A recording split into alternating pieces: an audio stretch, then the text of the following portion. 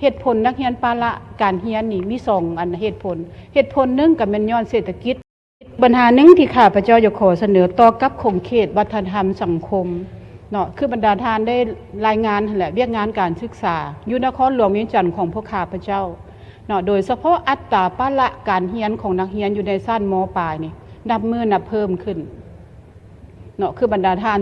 รายงานเมื่อกี้นี้เนาะเพิ่มจาก7เป็น8อันนี้เฉพาะนครหลวงเวียงจันทน์ได้เนาะปัญหาแขวงอื่นบางเทื่อก็สิมีผลกระทบคือกันเนาะให้แห้งไปกว่าหั่นครูอาสาที่พวกเฮาแก้ไขโดยเฉพาะอยู่ในอันน่ะดำรัดเลขที่009เนาะเงินเดือนล้าน6ต่อเดือนหั่นน่ะมาฮอดปัจจุบันนี้ลาออกแล้วได้เนาะเหตุผลย้อนค่ามันบ่สมดุลกับค่าครองชีพที่เขาเจ้าได้รับเนาะเพ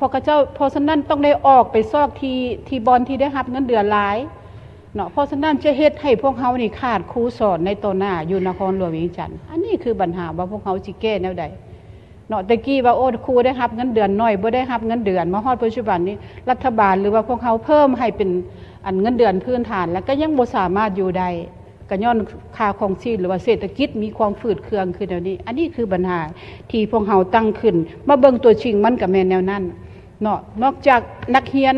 ปาละการเรียนแล้วเหตุผลบัดนี้เหตุผลนักเรียนปาละการเรียนนี่มี2อันเหตุผลนึงก็แม่นย้อนเศรษฐกิจเนาะของผู้ปกครองนักเรียนเอง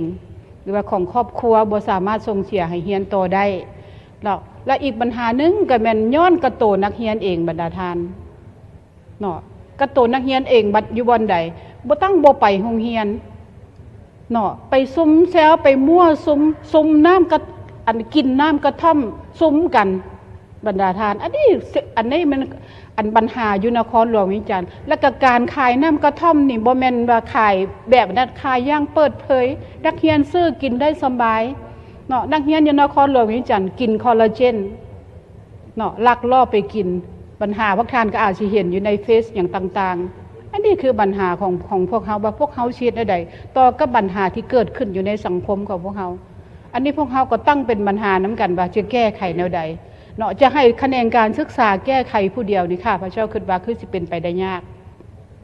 เนาะนอกจากนั้นก็มีสถาบันครอบครัวสังคมมีสิ่งต่างๆต้องช่วยกันมันจะค่อยสิล่อนเนาะคันสั้นและแม่นปล่อยแบบนี้ก็สิบ่ล่อนแท้ใดเนาะถือว่าการอัตราปาละนี่ยังสูงบ่เว้าเรื่องเงินเรียนอันน่ะเรียนวิชาชีพเรียนมหาวิทยาลัยแห่งไกลและบรรดาทานขนาดเรียนสามัญศึกษายังไปบ่รอดปานนี้ล่ะเนาะอันนี้คือปัญหาที่พวกเราตั้งขึ้นมีข่าวดีจะมาบอกสำหรับใครสนใจเช่าพื้นที่ขายเครื่องทุกประเภทและเช่าพื้นที่ป้ายโฆษณาอยู่ตลาดลาวสนใจสอบถามที่เบอร์02058389209สถานที่ตั้งอยู่บ้านสะพังเมืองไซธานีนครหลวงเวียงจันทน์